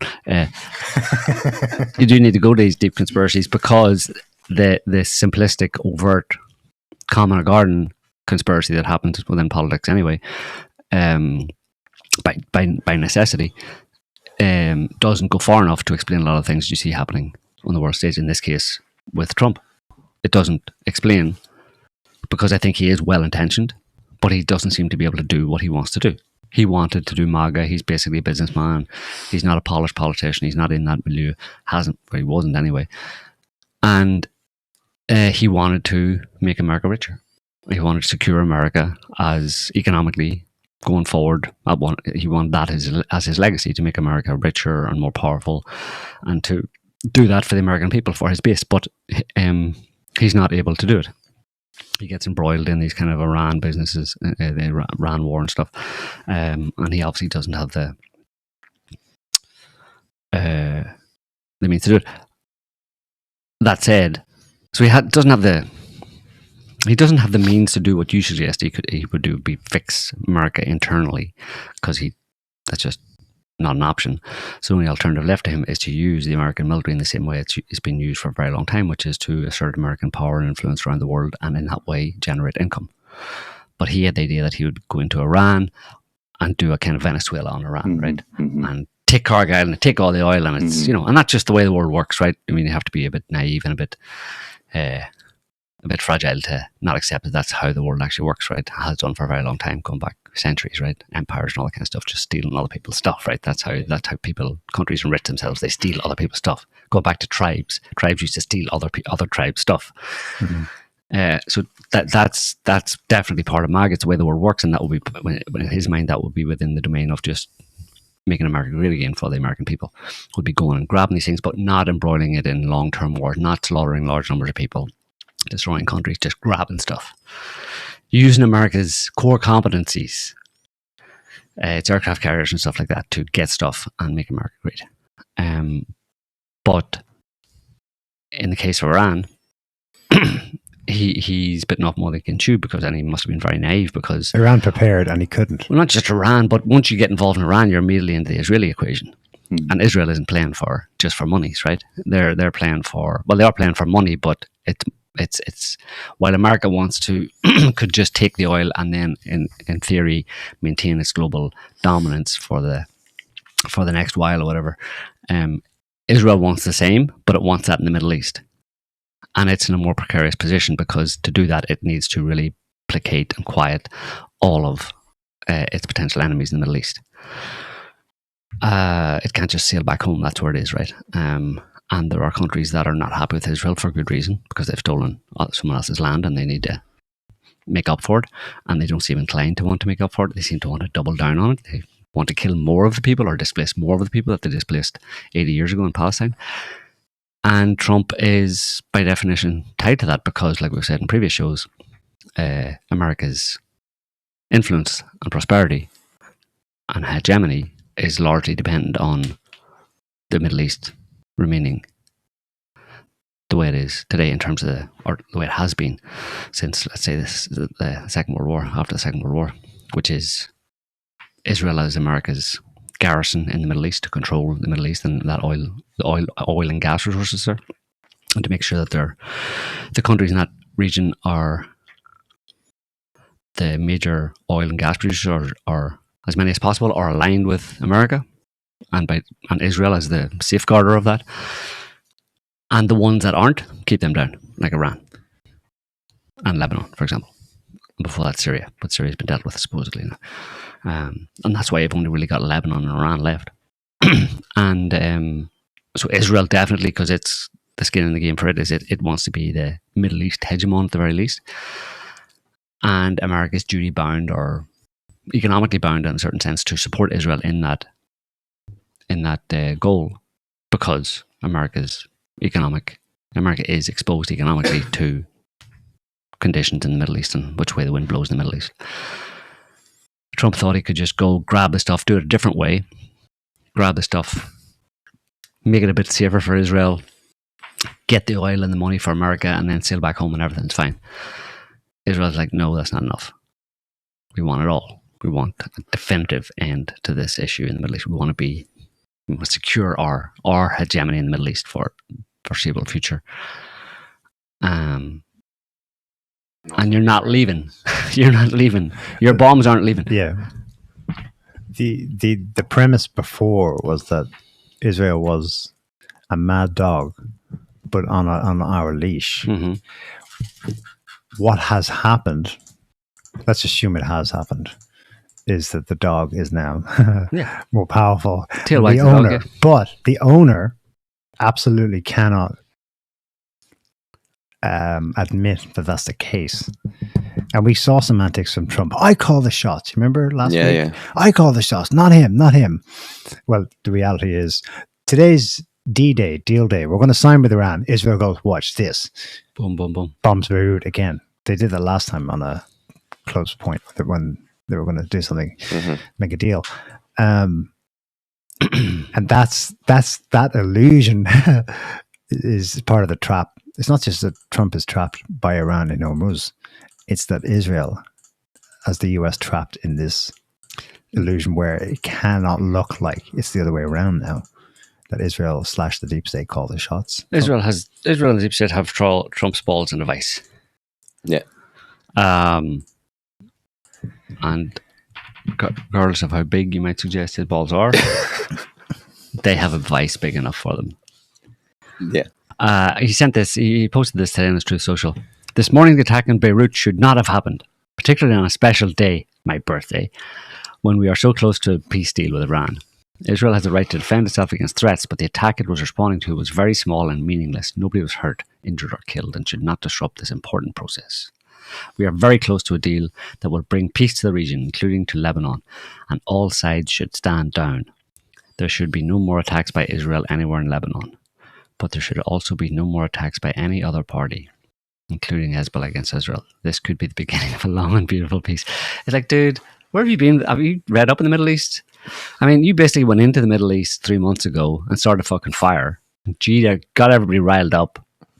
And now you're going, y'all calm down now. No, stop. You stop that. Oh, no, don't. Why are y'all doing this? It's like, well, because you? Yeah. Because you waded in 3 months ago and decided you were going to bomb Iran and promised Israel? You know, the Israelis have been left, jilted, like they were promised so much by Trump coming into Iran, and now they're feeling like he's about to walk away and leave us. Yeah. You know what I mean? It's like they were promised, dinner and a movie or whatever, and he Skipped all of that. Had DoorDash sent to their house, whatever, and said, "See you later." And they're like, expected so much more from you, Donald. You promised me so much. Well, we'll have to do it ourselves. We'll do it our own way, with your bombs, of course. And if you don't keep sending them to us, then it will be terrible. If that big, tall, strapping son of yours met with a big, tall fall off a cliff while hiking in the mountains one day. Wouldn't it, Donald? I think we understand each other. Now send those JDAMs and those planes. And Donald's like, no, not on my birthday. Pretty sad. Yeah. What's the latest from official Iranians is that Iranian officials is that negotiations are on hold. Mm-hmm. So, of course they are. I think Trump's full of it. Well, because you can't rein in your attack dog. Yeah. Hey, your doggy's still biting my legs. Can you? One of my demands is that your dog stop sinking its teeth into my leg. Before we actually sign this peace agreement. Okay, down, boy. Arrgh. Yeah, Israel doesn't give a shit about the World Cup. In fact, it would be a time for it to put pressure on. Yeah, turn it up. To blow up something and blame the Iranians. There's an idea. Israel's not at the World Cup, though. That's a missed opportunity right there. Yeah. The Israelis could have blown up their own football team. Oh, yeah. And blamed Iran. Blamed Hamas. Put a Quran. They could have. The Quran made of passports. No, yeah. Since they had, they probably or them or people associated with them did the Charlie Kirk thing. They tweaked the microphone to blow up. They could surely fashion an improvised explosive device out of a football, right? A soccer ball, an official-looking FIFA soccer ball, right? You could just get a bunch. It could have been years in the making, basically. We corner the market on or you buy the company that makes the FIFA soccer balls, and you just run it as normal, and then that one ball or a handful of them, a few balls. You need a few. You put small explosive device inside them, and you make sure they get selected for the Israeli-Iran soccer match. And then just as your star Israeli striker is about to score a goal to win against Iran, blows his legs off. And not only inside that, but there's also, like you said, a Quran comes out of there as well. the Made of Quran passports. the Quran blows up, and all the paper All the pieces, all the passport pages, and the fall. plans. are all in there. And it's And they signed see, It says why we did it. here's why we did this. signed Khamenei. Signed Khamenei Jr. It got me wondering now because Missed opportunity. all the football boots of, I think, the English team went missing. At some Or the point. football boots, yeah. They think they were stolen. Explosive studs. Explosive boots. I'm telling you, I bet you actually thought of that. Those are the kind of people they're dealing with. Yeah, when you can think of what has gone down, imagine all the other ideas they've had Yeah. Oh, are those? or attempted. Yeah, those cameras that are running wires across the pitches, that follow, that play and stuff. You could rig one of those. Wouldn't be, if you did a microphone, you could do one of those. Turn it into a machine gun, Mm-hmm. and it would fire. But then you'd have some perp up in the stands, some expat Iranian or whatever. You'd mind programmed up in the stands and give him a plastic gun or something, and then grab him and say we found him, and disappeared. Never heard of him again. All of his social media deleted. It goes into a black hole. But you have a letter from him saying, "Here's why I did it." And then if really officials run onto the pitch and grab all the pieces of the exploded camera on the wire, that blew up, that fired the thing. Well, they grab it, take it down, run away with it. Pave over the I've seen this movie pitch. before. Pave over the pitch. Pave over the pitch the next day. It's all new grass. No, all new grass, all new AstroTurf the next day. Why they changed the AstroTurf? There's nothing wrong with it. I don't Saw know. that movie. Yeah, it's a crazy situation. In the end, I kind of think the ball's actually in Iran's court. I mean, if they're serious about, it's what we said on other shows. Like over the decades and with the ever quickening pace over the recent years, basically the main litmus test for the whole earth is who or what is going to stop Israel, because it's relentless. Mm-hmm. They will gazify Lebanon unless physically stopped.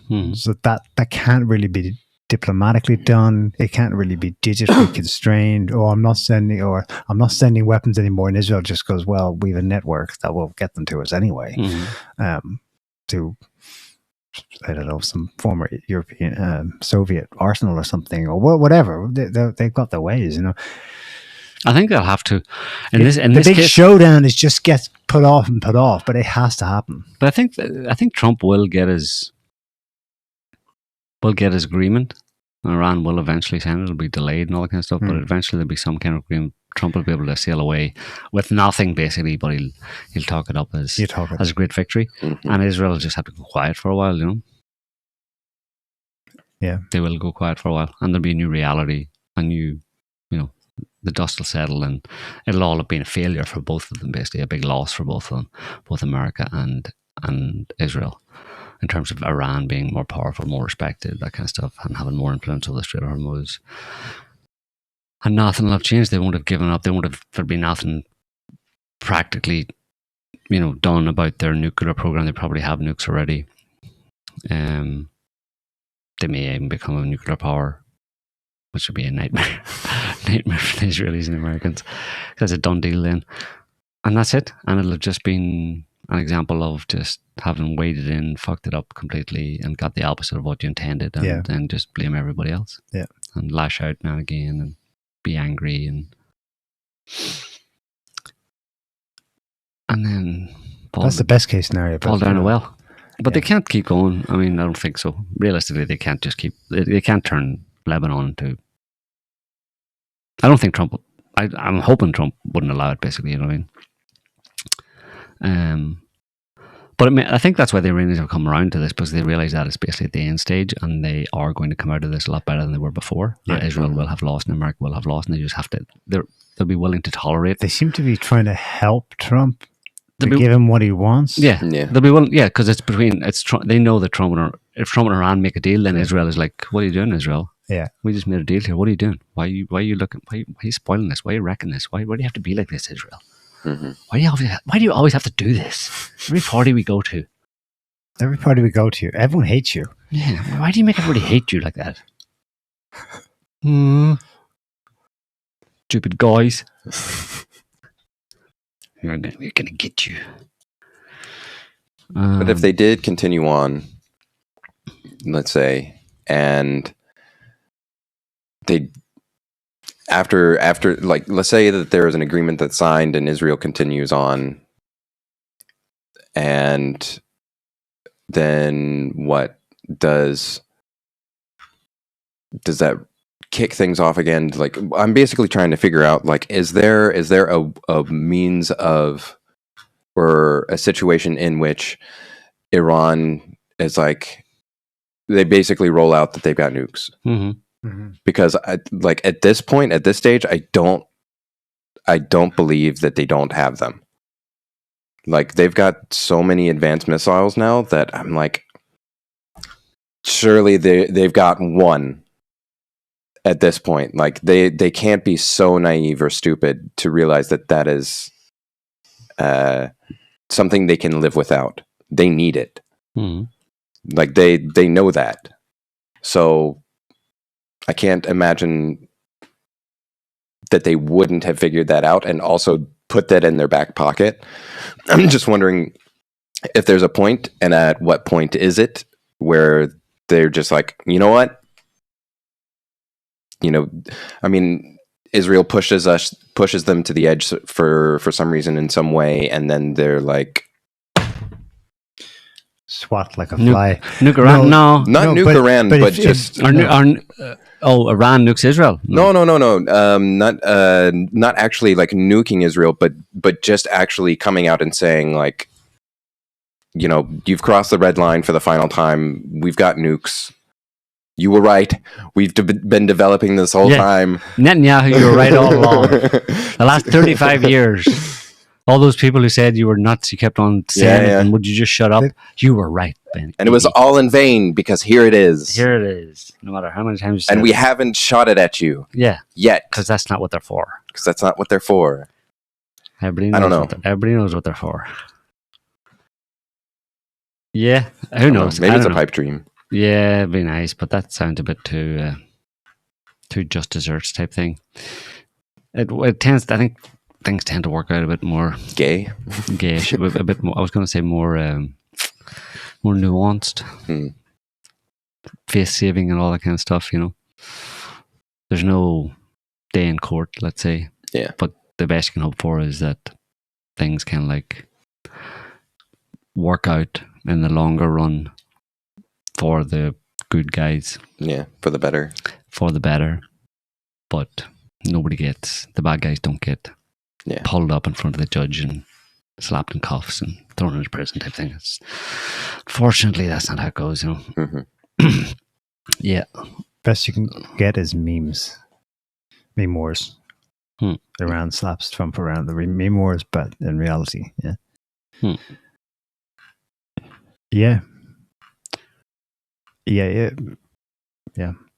If the US signals, never mind whether it actually happens or not, the terms of the deal, if the US keep persistently signals that it's over and acts as such, like Joe said, Israel will have to reconsider.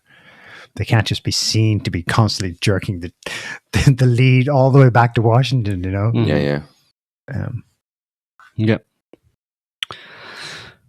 So, well, I mean, would that stop them? They seem to have had no qualms about doing it thus far.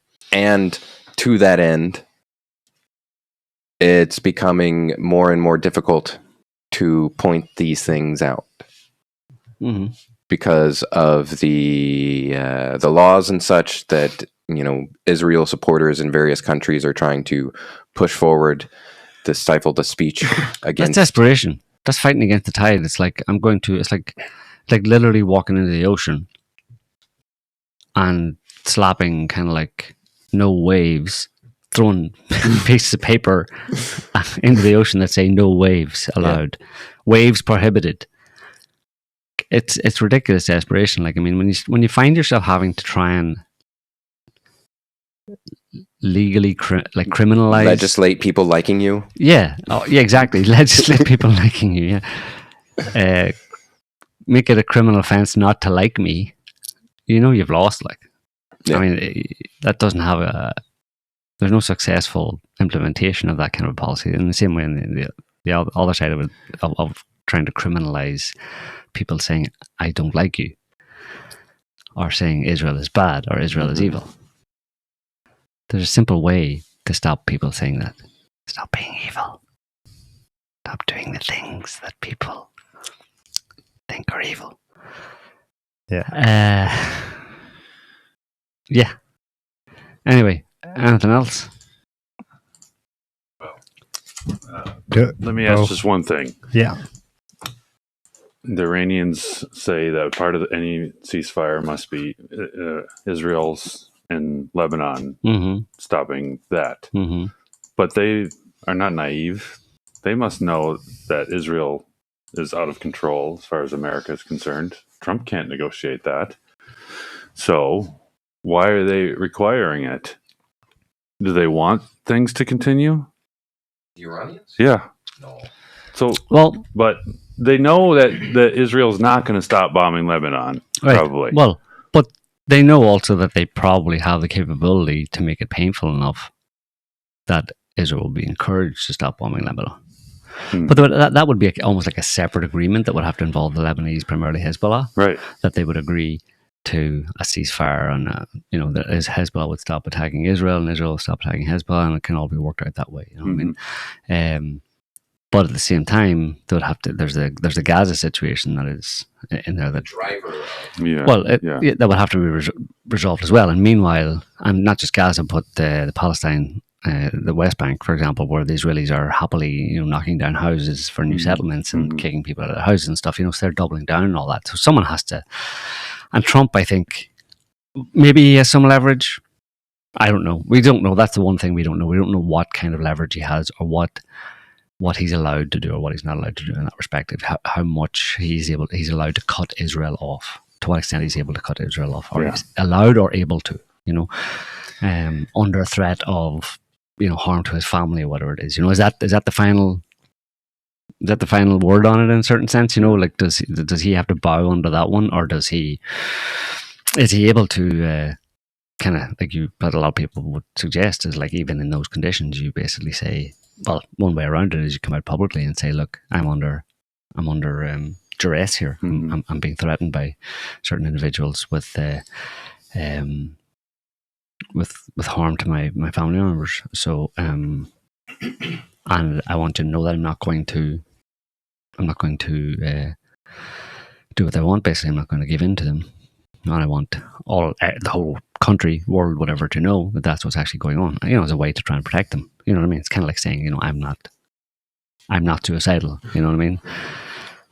Or having some kind of a protection against that. In theory, there are ways that he could get around that. Or at least do something for the greater good. But but specifically as far as like Iran and Hezbollah goes, when the strikes started against Iran from Israel and from the US, Hezbollah came out of hiding and started attacking Israel. When things stopped against Iran and Israel continued bombing Lebanon, there were all of the massive public support, because there's still massive rallies at night in Iran, still to this day, months after the fact. And they're chanting in support of Hezbollah. So it's not just about the political powers in Iran doing this for a particular reason. It's also a public upswell of support for Hezbollah, because they stood with Iran against Israel. So it's domestic. So it's a domestic policy as much as anything. So that's just another, The Iranians also, like everyone else, don't know, that Israel calls the shots. It's kind of like they're shit testing to find out. So Ghalibaf is the speaker of Iran's parliament, posted today on X. The Zionist incursion into Dahia, that's the suburb of Beirut that they bombed today, has once again shown that America either lacks the will to fulfill its commitments or the ability to do so. By giving the green light to the regime, you cannot gain concessions with us, Iran. The game of bad cop and good cop is outdated. If you lack the will and the ability to fulfill your commitments, speaking of continuing the path is not possible. So we're not saying anything just now, and we're pushing it back to you two. You sort it out. Because clearly they're continuing on, Israel. They can't do it without your support. So it's pushing it back on. So they don't assume that it's. In fact, we've spoken about it before. If anything, it seems that Iranian leadership has always assumed that the dog is ultimately controlled from the North American continent. If anything, they don't assume, like all of us who are waking up to, oh my God, how powerful the Israel network is. That it's the other way around. They'd like to find out. I think this is all, in part, at least, a shit test to find out, which is going to be interesting. Because if Israel keeps going and yanking that chain, the whole world will see us. You know, it's like, okay, right, that's really obvious. Yeah, that has to happen. The whole world has to see. And then only then we know what way it's going to go, because at the end of the day, it's about all the people in the world. They make up most of the people in the world, you know? Most of the people in the world. Did you know that? It's not the politicians that we keep talking about all the time. It's all the people in the world who actually make up most of the people in the world, and therefore dictate the kind of course that the world follows, you know? So, and the only reason it's not following the course that they really want, I suppose, is because they're being denied information. But as more and more information, like you were saying, that Iran comes out, and in the sense of corrupt politicians become more and more overtly and obviously corrupt, and then more and more people understand what's going on, and then things have the potential to change. So in a certain sense, if you want the world to change, you really should be supportive of an increase in obvious corruption of government officials and leaders, quote unquote, because that's when people get to see what's actually happening and that they haven't seen before. Yeah, and beliefs. Yeah. Beliefs about just perception changes, you know, and that's what changes the course of society, global society. So anyway, did somebody want to talk about Northern Ireland? There's nothing to talk about Northern Ireland. Some dude, some Somali dude, or Sudanese, whatever, tried to do some stabby, head choppy type thing in Belfast, and a bunch of it wasn't even a Northern Irish guy. It was a Scottish guy who was living in Northern Ireland, and he was a bit. He had learning disabilities, special needs and special needs, deaf. Yeah, and but then a bunch of loyalists who are the Protestant pro-British members of society in Northern Ireland all decided to go out and do what they've been doing for many years, which is burn some houses and they burned cars outside. You know, they just attacked some immigrant places where non-native, let's say, non-white people in Belfast were living just as way to kind of like express their anger at this African stabby guy. Yeah, which happens a lot in England. But yeah, I suppose because there were three this week, two other incidents. Yeah, it was very explosive. No, people noticed it. So the American right, Alex Jones, described the riots as the beginning of, quote, the war for the West. That's nonsense. While Nick Fuentes proclaimed that the Irish are the spiritual vanguard of Europe, and he was sending my energy to my Celtic brothers in Belfast. Except Nick Fuentes' head is up his bum, like, and he needs someone with a what do you call it? A what? What do you call it? A plunger? No. Crowbar. You need someone with a crowbar to come and take his head out of his arse for him. Because, like, yeah, I mean, the people who are doing the burning and doing the protesting and stuff, they're not actually Irish. They don't see themselves as Irish. Yeah. They're not Irish. Yeah. And they wouldn't like his characterization of them as that. Celtic rising. They tell him to go fuck himself. So, it's a bit silly. Yeah, so that's kind of like commenting on some random person's uninformed opinion about an event. It's like, no, next. Yeah. That's not what was happening. I mean, it doesn't mean that there isn't an issue and there isn't a groundswell of people in Ireland and in the UK and in Europe in general, which there is, about over immigration and that there's too much immigration and there's. That's the general point being made. As usual, an actual atrocity has taken place, and everyone's talking about the anger, the symptom that comes as a result of it. No one's talking about the guy in question. You know, what's he doing there? So his story is he came on a boat in 2023 via Libya. Why? Because he was a cop in Khartoum. He could surely have come legally to Britain. Partly raised in Saudi Arabia. Granted asylum. That'll do it to you. That'll do it to you. That could be it there. What's going on there? But he's from, quote, a prominent family. Police officer in Khartoum, Sudan.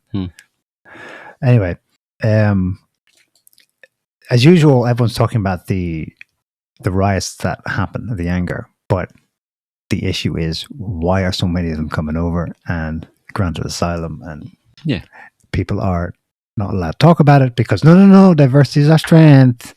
And then the only way they can articulate any kind of counter narrative to diversity as our strength is, I'm burning the fucking place down. Yeah.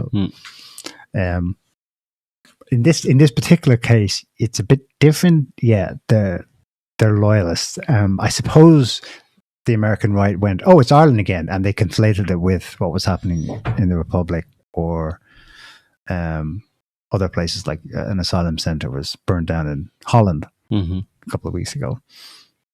If those people who are doing the burning and burning out the immigrant families, if they were doing it in order to get all immigrants, past and present, including themselves out of Northern Ireland, then I would have been supportive of it. But that's not what they're doing. They want the darkies out of their wee British province. Their wee British province. Their wee British stronghold, stolen part of Ireland, basically. So yeah, I sympathise, but I'm sorry, I cannot subscribe to their. The dude does not abide. We don't abide on this one. Sorry, but I understand where it's coming from. It's just, but I think in that sense, it should just be put in the it should be left in that context of. It can just be left in that context of people in Western Europe getting angry about mass immigration. Yeah, and there's a lot of them. Yeah. It's just that a lot of them aren't. You know, we don't have a lot of events like this that provoke that kind of a backlash. You know what I mean? Because obviously, this guy stabbing someone in the street or whatever is separate to the general pushback that there has been over the past number of years to immigration in general. People aren't necessarily. There have been a lot of protests in Ireland and in Western Europe and stuff against immigration, against mass immigration, in the absence of any stabbing. Yeah, it's simply the presence of large numbers of immigrants in towns and villages in across Europe that are causing people to protest, not stabby. When someone goes stabby, then it just obviously makes it all the worse, because then it's not only is there the great not only is it the great replacement in terms of, you know, bringing in large numbers of immigrants, but they're trying to kill us at the same time. You know, that's what it kind of underlined, you know. That it's literally the great replacement. Yeah, they're killing us to replace us with themselves. Exactly. That's what they're doing. And they're in cahoots with the government. Because the government wants to turn all of Western Europe into North Africa. So they want not one white face. There was not even their own on the street. Not even their own. They're all going to go blackface. There was a spillover effect in Glasgow, Scotland, and again, the American right was like, "Oh my goodness, it's spreading." Yeah. That's why Alex Jones was like, "The West is rising up." The West is rising. No, it's because in Glasgow there's the same Republican versus loyalist divide over there. It's kind of a minor mirror image of Belfast and Northern Ireland. So that's why it happened there too. Also because he was Scottish, the guy. Was he? Yeah. Okay. And perfect. I just saw the perfect clip. I was just scrolling past. I'm like, oh, of course it is. On the one, you had two protests. One was just against the riots because it was the other side doing the rioting. Palestinian flags were among it. And on the other side, the Unionists in Glasgow, the Israeli flag. We've seen that multiple times over the last 10 years. Yeah. And as soon as you see that, you go, right. Whether it doesn't have to be a conspiracy to make all this happen, to cause chaos, right? But that's the functional result, and that's the trap. Right there is the mind trap. Because it's not either or. You don't have to be like, damn, these immigrants, and this is getting crazy. You know, this is too disturbing. I don't know these guys hanging out here. There was a murder over there last week. What happened to that girl? You know, you can be genuinely against what's going on, but the pictorial form that you get it in, so that means you support the Israeli flag. No, fuck that choice. It's it's not contrived. It doesn't make any sense. The people protesting against immigration in Northern Ireland who are carrying an Israeli flag or flying an Israeli flag, and maybe will be supported by the Israelis, because the Israelis would think, yeah, you go guys, get those darky brown people out of your country. Except in Israel, it's the Israelis that are the immigrants. Yes, but who are we're doing the supposed to forget that. Don't forget that. God promised us 3,000 years ago we're actually on here first. They weren't on first. I mean, they were on first in some book that some bunch of dudes wrote and added and but changed. It's just the Holy Bible. Don't blaspheme. Are you a Christian or not? Are you a white Christian man or not? Jesus. I'm not a Yid, put it that way. Bless yourself. I don't subscribe to the Old Testament, Neil. There was the whole book. No, it's not. As no Catholics do. Jesus came along, said, New Covenant, old ones trashed. I am the way, the truth, and the life. The Israelis, the Jews, Old Testament, Yahweh, all gone. New Testament, Jesus.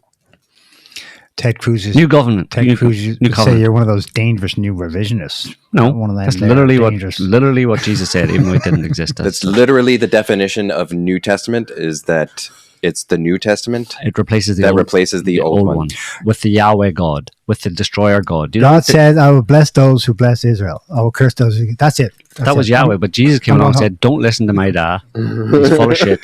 He's a dickhead. He's daft." He literally. Yeah, that's an example. How do people, how could Jesus be the offspring of Yahweh? Go and read about Yahweh in the Old Testament.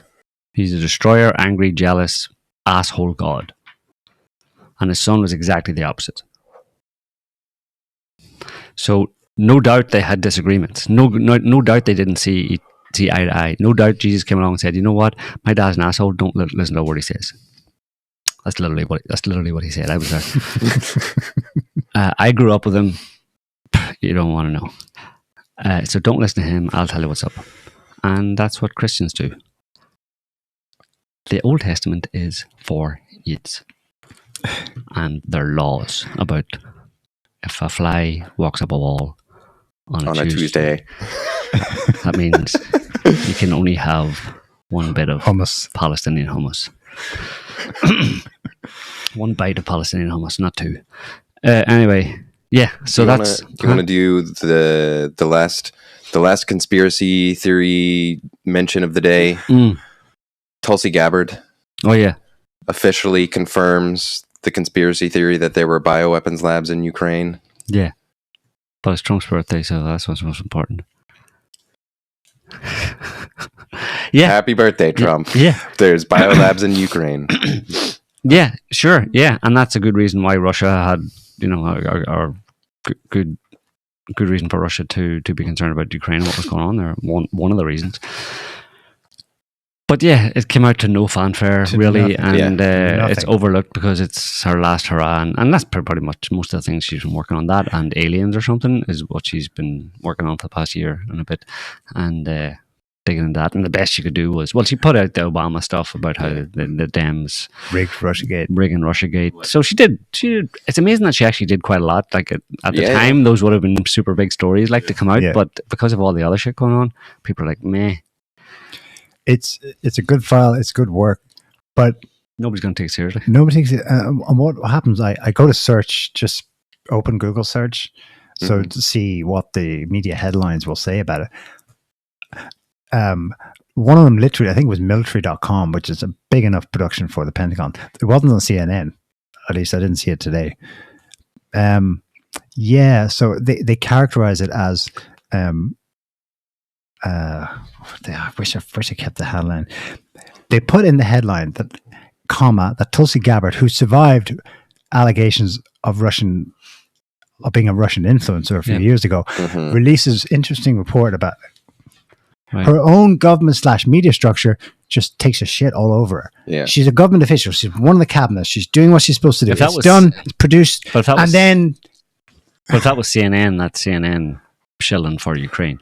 Money for Ukraine, basically. Right. Because it's the left. Because it's the damn thing. It's the anti-Trump thing. Trump's not really officially friends with Ukraine anymore, but obviously he is. The whole deep state is still funding that war. So I mean, imagine a replicated across the board. Imagine they'd all been able to do it. And this would have been Trump draining the swamp. Tulsi Gabbard took it to the limit of what they can do. Yeah. That's it. yeah, well, who's doing that? So surely you should look into that. It's not just that bioweapons, which you mentioned Fauci and all those people. So you're talking about some kind of an element within the government there that is going on. It's probably trans administration. Transnational, even. Yeah, that's been doing this for a long time, running bioweapon labs in Ukraine, developing ethnic-specific weapons or new pathogens in order to use them and stuff. And nobody. Crickets. The thing is, But the question is, who's doing it? Well, yeah. Was it under Biden? Was it just Biden? Was it before Biden? Was it under Trump? Was it running under Trump? Does it matter who the president is? Because that kind of thing was runs in the background without oversight from anybody. And who are the people who then who do have oversight of it and who actually run it? Well, it's some kind of deep state or behind the scenes type of people who are, because that's big level stuff. Because that's stuff that could cause another COVID situation, right? Or another, or worse, something real.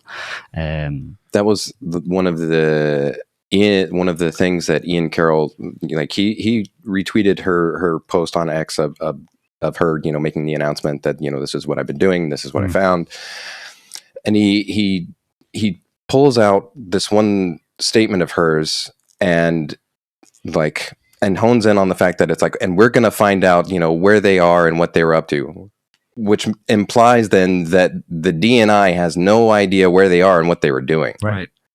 Which gets to your point of like, who does? Who is this and what are they doing? What agency is that? If the DNI has no idea, do you want to? Who does? Which agency